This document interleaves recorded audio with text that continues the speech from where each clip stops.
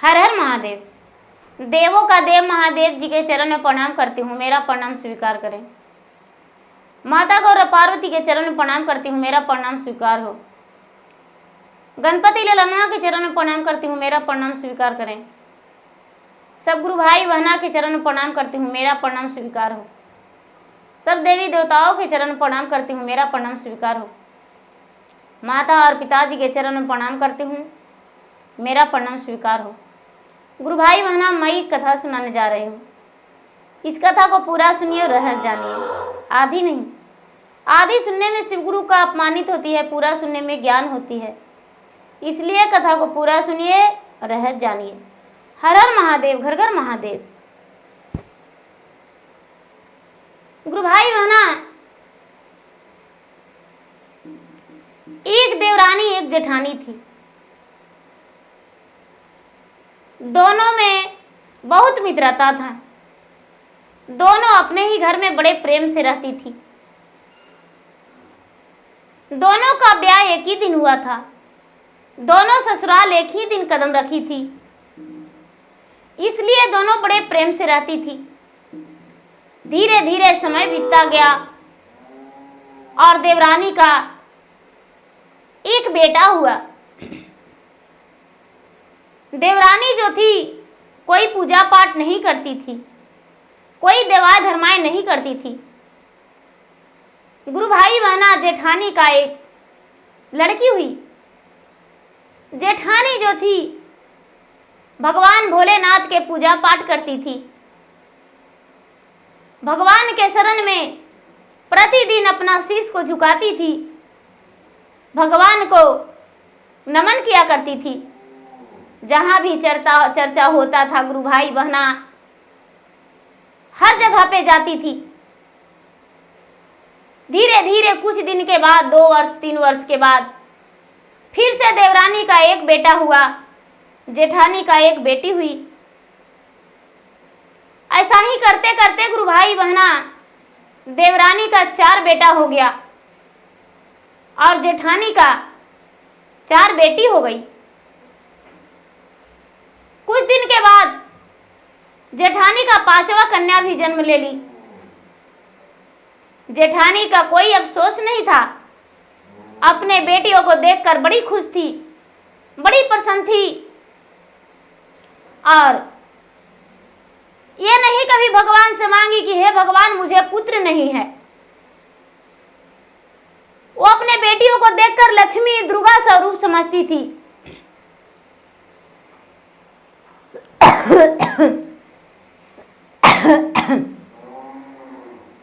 सभी लोग उसे देखकर कहते थे जेठानी को कि चलो तुम्हारा जो बेटी है बड़ा सुंदर सुंदर है, भगवान ने 5 पुत्री दिया है, लेकिन लगता है कि रूप तो भगवान लक्ष्मी सरस्वती जैसा बनाकर भेजे हैं। बेचारी जेठानी मुस्कुरा जाती थी। एक दिन का बात है गुरु भाई बहना, सुबह सुबह का समय था। जेठानी का बड़ी बेटी बड़ी हो चुकी थी, वो भोजन बना रही थी और बेचारी अपने, उसका नाम निर्मला था। निर्मला बेचारी वो सुबह उठ के झाड़ू लगाई आंगन में, प्रेम पूर्वक स्नान करके अनित नियम के अनुसार भगवान के मंदिर गई और मंदिर से आकर, मंदिर थोड़ा दूर पड़ता था, मंदिर से आते आते थक गई।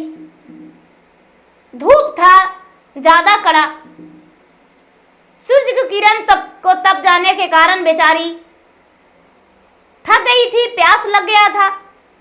आके अपने दरवाजे पे बैठ गई, अपना पूजा का थाल हाथ में ली हुई थी। अपने बेटियां की आवाज दी, अरे बेटी जरा पानी लेकर आना और पूजा के थाल लेकर जाना, हम बहुत आज मैं थक गया हूं। ये बात सुनकर देवरानी घर से निकली और कहती है करम जली करम फूटी, अरे तू तो निर्वंशिया है, तेरा तो भगवान 5 बेटी दे दिया है, आज तुम पे नजर पड़ गया, अभी सोकर उठे हैं हम। अरे कहाँ से आ रही हो करमजली, मुंह काला करवा के? अरे भगवान के कहती हो मंदिर जाते हैं, कोई मंदिर वंदिर तू नहीं जाती हो, तू तो भगवान के नाम पे कलंक हो कलंक, मुंह काला करवाने कहीं गई होगी। भगवान इसी नाम पे मुझे बेटा हो जाएगा। अरे मुंह काला करवाती हो, इसी कारण तो तुम्हें भगवान 5 बेटी दी है, और मुझे देखो 4 बेटा दिया भगवान। गुरु भाई बहना, ये बात बेचारी निर्मला सुनी, कलेजा फट के 2 टुकड़ा हो गया। आंखों से आंसू जैसे मोती गिरता है, मोतिया का लार उसके आंखों से आंसू गिरने लगा। बेचारी का आंचल पूरा भीग गया। अपने भीगी भीगी आंखें अपने बच्ची को नहीं देखने दी। गुरु भाई बहना जाके बिस्तर पे लेट गई, और जाके बिस्तर पे लेट गए और पूरा हपस हपस के रोने लगी। उसके पति आए तो कहने लगे, अपने बच्चे से पूछे कि माँ कहाँ गई? उनकी बेटियां बोली, माँ तो बिस्तर पे सो गई, पूजा करके आई, छोटी माँ खरी खोटी सुना दी, पता नहीं माँ को क्या हुआ, माँ तो बिस्तर पे जाके सो गई है। उसके पति उसके पास गए और जाके कहने लगे, अरे क्या हुआ, तुम क्यों रो रही हो? बेचारी निर्मला अपने भीगी भीगी आंखें का पलके खोली और अपने मुखड़ा से बोली, क्या कहूं, मैं तो एक अभागिन हूं, मैं तो करमजली हूं, मेरे पास है ही क्या, सिर्फ 5 बेटियां हैं। अरे मैं तो एक पुत्र का भी जन्म नहीं दिया, मैं इस घर में रहने लायक नहीं हूं।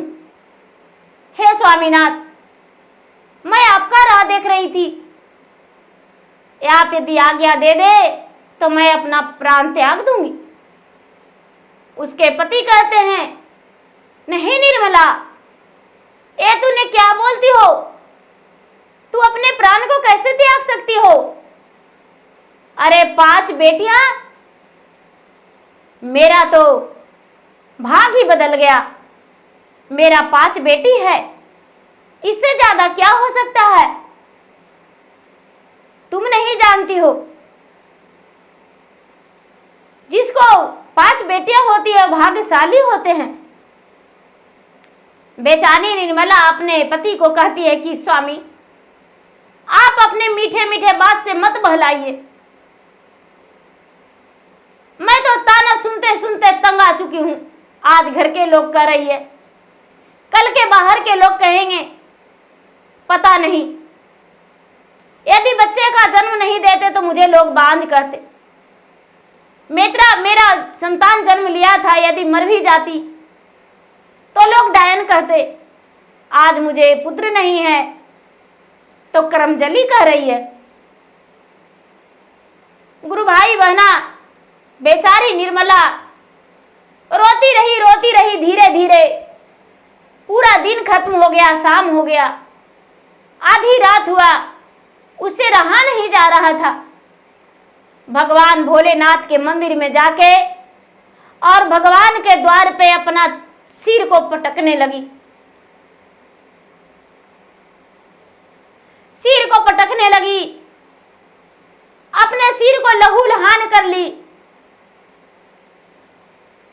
भगवान भोलेनाथ, मैया पार्वती दोनों बैठे हुए थे अपने स्थान पे।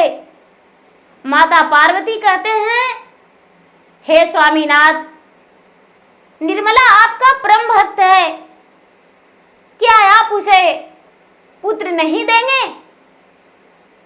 भगवान भोलेनाथ कहते हैं कि चलो जाते हैं उसके पास, देखते हैं। भगवान भोलेनाथ आए और बेचारी निर्मला सिर पटकते पटकते अपने लहूलुहान हो गई थी। उसके सर पर हाथ फेरे तो उनका सर का जख्म तो ठीक हो गया। भगवान भोलेनाथ कहते हैं, पुत्री तू इतना आधी रात में अपना सर क्यों पटक रही हो?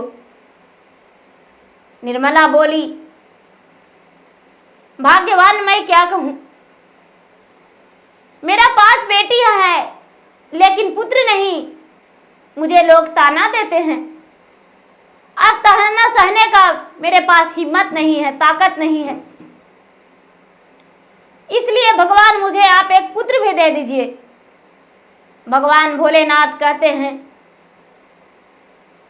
पुत्री मैं क्या कहूं, तुम्हारा भाग्य में तो पुत्र है ही नहीं। इस जन्म क्या 7 जन्म तक तुम्हें पुत्र नहीं होगा। बेचारी निर्मला अपने भगवान से कहती है कि हे भगवान, तो मेरा भी प्राण हरण कर लीजिए।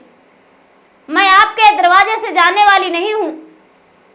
अरे जे कभी आपका कभी सपनों में नाम नहीं ली, आपके चरण पे एक लोटा जल नहीं चढ़ाई, उसे 4 पुत्र है। और मैं तो भगवान बिना नाम लिए आपका कभी खाना नहीं खाए। जब तक आपको भोग नहीं लगाती हूं, जब तक आपको पूजा नहीं करती हूं, तब तक मैं कभी एक निवाला नहीं उठाई हूं। और मेरे लिए ऐसा इंसाफ तो ठीक है, आपके पास ऐसा इंसाफ है तो भगवान मेरा भी प्राण हरण कर लीजिए। गुरु भाई बहना, भगवान ऐसा बात सुनकर संकोच में पड़ गए। पार्वती कहते हैं कि हे प्रभु, क्या इसके लिए कोई संतान नहीं? देखिए किसी का हिस्से का है तो दे दीजिए। कहते हैं किसका हिस्से का दे दूं? नहीं महाराज, कुछ दिन के लिए दे दीजिए। तो गुरु भाई बहना, निर्मला से भगवान पूछते हैं कि अच्छा बोलो, तुम्हें कितना दिन के लिए संतान चाहिए? तुम्हें कितना दिन के लिए संतान चाहिए? निर्मला कहती है, भगवान मुझे संतान चाहिए। तो ठीक है, 1 महीना के लिए हम देते हैं संतान। नहीं भगवान, 1 महीना के लिए वो पुत्र नहीं, जन्म लिया और मर गया। तो ठीक है, 2 महीना। नहीं भगवान। 4 महीना? नहीं भगवान। 6 महीना? नहीं भगवान जी। 8 महीना? नहीं भगवान जी। 9 महीना? नहीं भगवान जी। तो कितना दिन के लेगी? तो गुरु भाई बहना, निर्मला का मुख से निकल गया 12 महीना। 12 महीना। पार्वती मैया कहते हैं, चलिए कोई बात नहीं, 1 ही वर्ष। 1 वर्ष के बाद उसका मृत्यु प्राप्त हो जाएगा। चलिए अच्छा है। गुरु भाई बहना, बेचारी निर्मला आ गई घर। धीरे धीरे समय बीतने पर एक गर्भवती रह गई। फिर से 9वां महीना होने के बाद इसके उदर से एक पुत्र जन्म लिया। और जब पुत्र जन्म लिया तो जैसे अयोध्या में श्री रामचंद्र जन्म लिए थे, तो पूरे अयोध्या में फूलों का बारिश वर्षा था। उसी तरह बेचारी निर्मला के घर में पुत्र जन्म लिया तो खुशियों का फूल का बारिश वर्षा। सभी लोग बड़े खुश थे। सारे लोग कहने लगे कि अरे उसका तो 5 बेटी थी और उसका बेटा जो जन्म लिया है उसको नाम पचुआ रखेंगे। और लोग जन्म लेते ही उसे पचुआ कहने लगे। अरे पचुआ पचुआ पचुआ, ये तो 5 बेटी पर जन्म लिया है, पचुआ है पचुआ है। सब कोई उसे पचुआ पुकारने लगे। उसी वक्त से धीरे धीरे समय बीतने लगा। बेचारी निर्मला भूल गई कि मेरा बेटा का आयु सिर्फ 1 वर्ष का है। 12 महीना जिस दिन होगा उसी दिन मेरा बेटा का मृत्यु हो जाएगा। गुरु भाई बहना, अब क्या करती है निर्मला कि भगवान के पास मन्नतें कर दी कि हे भगवान, मेरा बेटा का लंबा आयु रखना। हम छठ करेंगे, हे छठी माता, हे सूर्य भगवान, हम खुशी खुशी आपका सोने का सूप से रख देंगे। गुरु भाई बहना,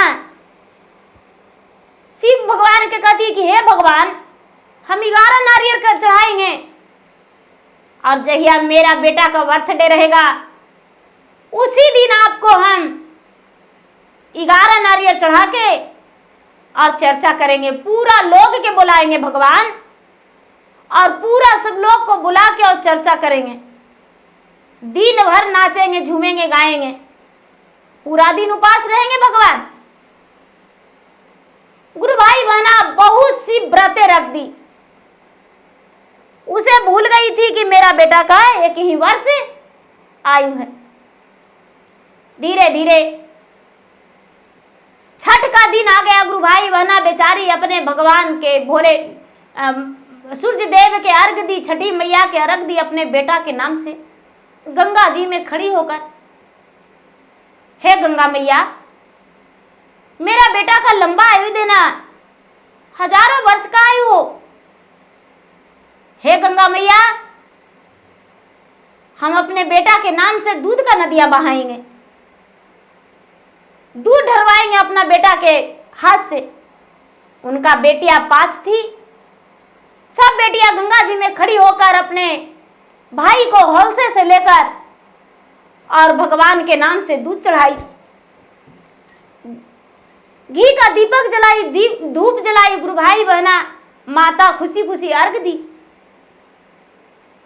जब 1 वर्ष जहिया उस बच्चा का, पचुआ का जन्मदिन था गुरु भाई बहना, उसी दिन बेचारी निर्मला घर में चर्चा रखी।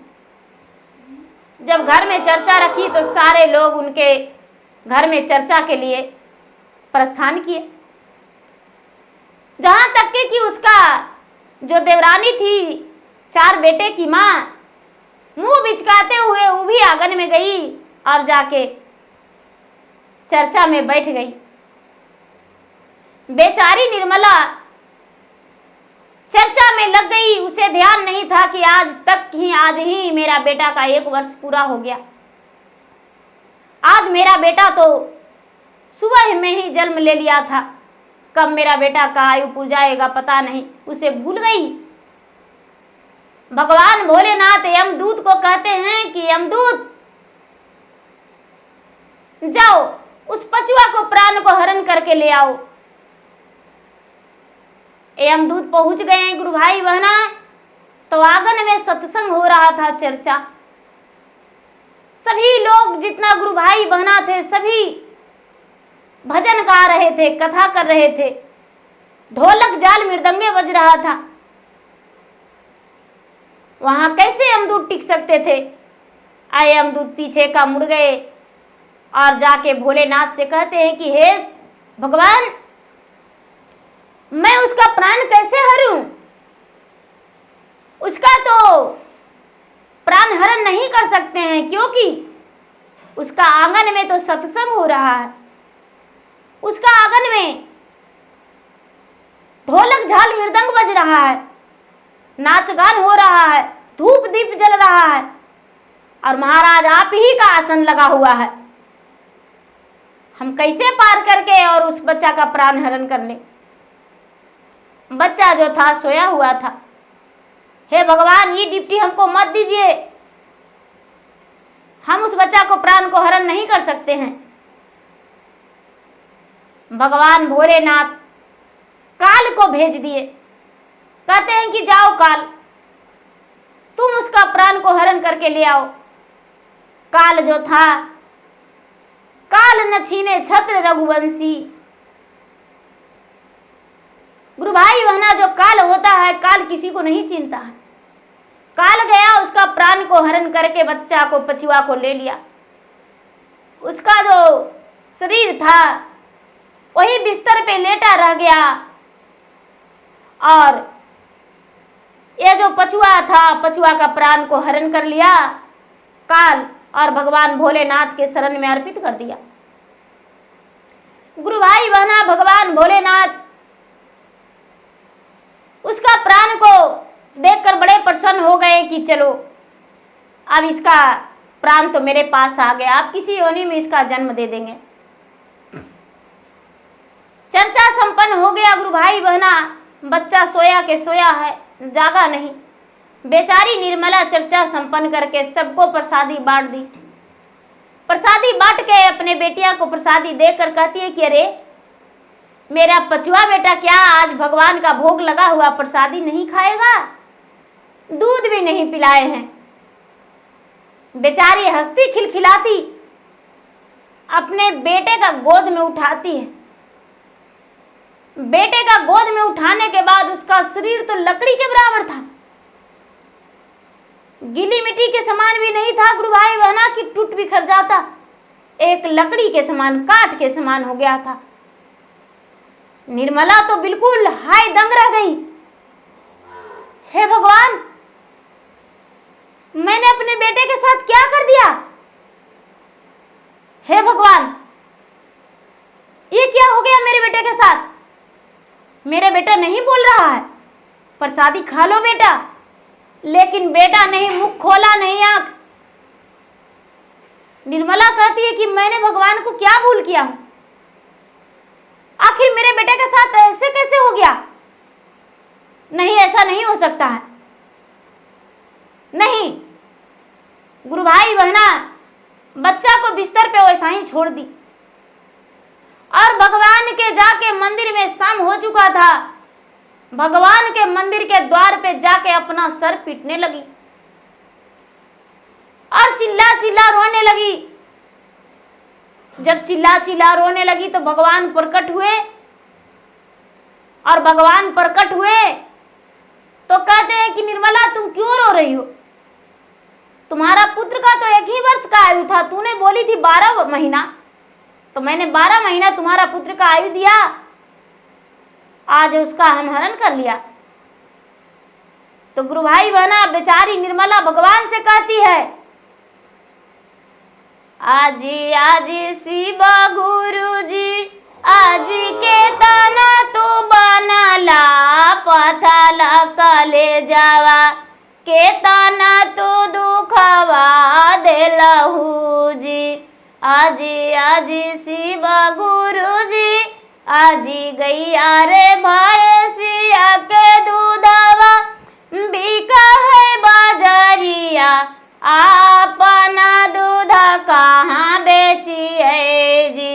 आजी मैया के दूधवा कोई न खरीदे, कैसे में बनी यही मातावाजी।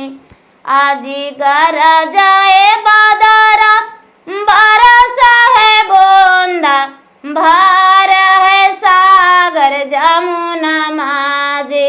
आजी माता के आंसुआ भींजा है चुंदरिया, कोई नहीं निरखे चुंदरिया जी। आजी आजी शिवा गुरु जी, केता तो ही बनला पथला कले जावा, माता के आंसुआ न देखला जी। गुरु भाई बहना, बेचारी कहती है निर्मला कि हे भगवान, आप मेरा आंसू नहीं देख रहे हैं? जो मेरा आंचल भींगा है ये कौन सुखाएगा? आंसू से आंचल मेरा भींजा है, मेरा सीना जो है फट रहा है दूध से, वो कौन खरीदेगा? मेरे पास तो कोई ग्राहक नहीं आ रहा है, नहीं मेरा बच्चा आ रहा है मेरे पास पीने को लिए मेरा दूध। अरे गाय दूहते हैं भगवान तो तुरंत ग्राहक आ जाता है कि हमको पाव भर दूध दे दीजिए, मेरा दूध का हिसाब दीजिए। हम दूध क्या करें भगवान? हमको बेटियां ही दे दीजिए, हमको बेटा नहीं चाहिए, लेकिन आज चाहिए, क्योंकि मेरा दूध कहां जाएगा?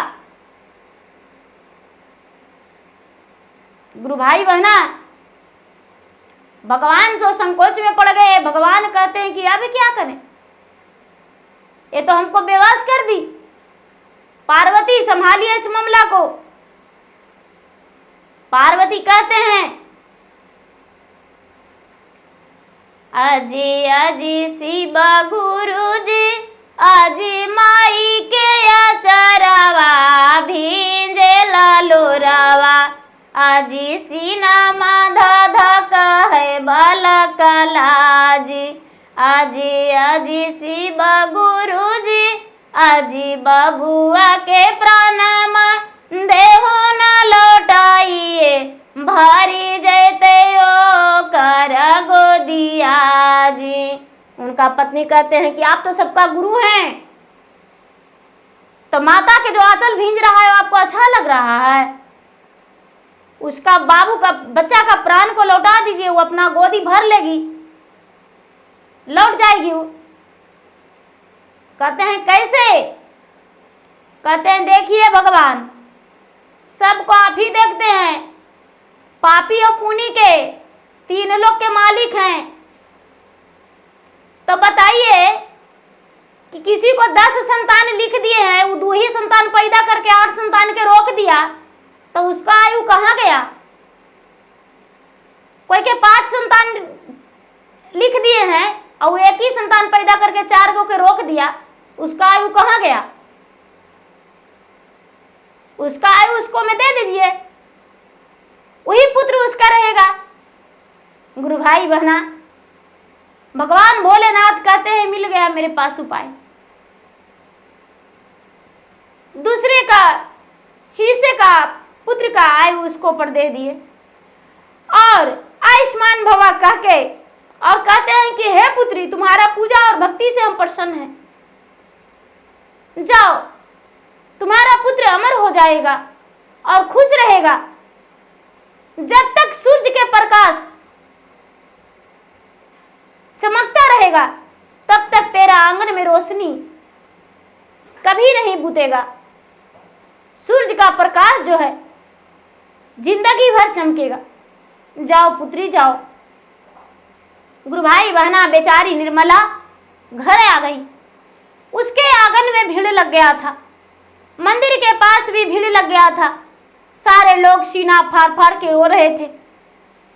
सबका आंखों से आंसू गिर रहा था कि बेचारी का एक ही बेटा है। अरे जहिया जन्म लिया था हे भगवान, उसको बड़े प्यार से हम लोग पचुआ नाम रखे थे, लेकिन भगवान कितना निर्दयी है, भगवान इसका बेटा का प्राण हरण कर लिया। बेचारी बड़ी शौक से 5 सूप से भगवान के अर्घ दी, सोने सूप से अर्घ दी। बेचारी बड़ी धूमधाम से चर्चा करवाई, 5 किलो छेना बाटी, 5 किलो लड्डू बाटी। गुरु भाई बहना, बड़ी लोग मतलब इसके गाथा गा रहे थे। निर्मला जब घर आई तो अपना बच्चा को गोद में लेती है तो बच्चा आंखें खोल के और अपना माँ के हाथ धर के उठ के बैठ गया। बड़े प्यार से बच्चा मीठी आवाज में मम्मी, निर्मला का जी भर आया। अपने बच्चे के सहेट में गोद में ली, सहेट के गोद में लेकर बच्चे का मुख में दूध दी। बच्चा घटघट दूध पीने लगा। अब निर्मला का शांति मिल गया। सभी लोग जय जयकारी किए, भगवान भोलेनाथ का बड़े प्रेम से जयकारी मनाए। प्रेम से बोले शंकर भगवान की जय। गुरु भाई बहना, सब कोई जय जयकारी मना के और कहते हैं निर्मला के कि सुनो निर्मला, वो तो तूने मनाई थी, शिव चर्चा की, तुम्हारा पुत्र हुआ इसलिए, लेकिन इस बार शिव चर्चा करेंगे जो तुम्हारा पुत्र का लंबा आयु मिला। निर्मला कहती है कि क्या कहूं बहन, मैं तो भूल गया था। भगवान ने मेरा पुत्र को 1 ही वर्ष का आयु दिए थे, लेकिन आज मेरा पुत्र का हजारों वर्ष का आयु दे दिए। मेरा पुत्र अमर हो गया। अब धूमधाम से चर्चा करेंगे। गुरु भाई बहना, सब लोग मिल गए और निर्मला के आंगन में फिर दूसरा सोमवार को सब मिल के धूमधाम से चर्चा किए। सब गाए बजाए आराम आराम से रहे। निर्मला भी खुश रहने लगी, उसका देवरानी भी खुश रहने लगी। अब देवरानी कहती है कि देखो बहन, बुरा मत मानना, मेरा 4 पुत्र था, तुम्हारा 1 भी नहीं। मैंने तो पता नहीं उस दिन क्या लगा और तुम्हें ताना दे दिए। भगवान देखो, मेरे ही ताना के कारण तुम्हें भी भगवान पुत्र दे दिया। बेचारी निर्मला अपने देवरानी को कहती है कि देखो बहन, इसमें बुरा मानने का क्या बात। दुख लगने का क्या बात, मेरा पुत्र नहीं था, तूने ताना दिया, मैंने भगवान के सामने गिरा, भगवान ने मुझे पुत्र दिया। तो इसलिए गुरु भाई बहना, भगवान कभी किसी से कुछ कहवा भी देते हैं और लोग थोड़ा चढ़बड़ के भी बोल देते हैं, तो दुख तो लगता ही है। भगवान सब कुछ करवा देते हैं। तो प्रेम से बोलिए भगवान भोलेनाथ की जय, हर हर महादेव की जय।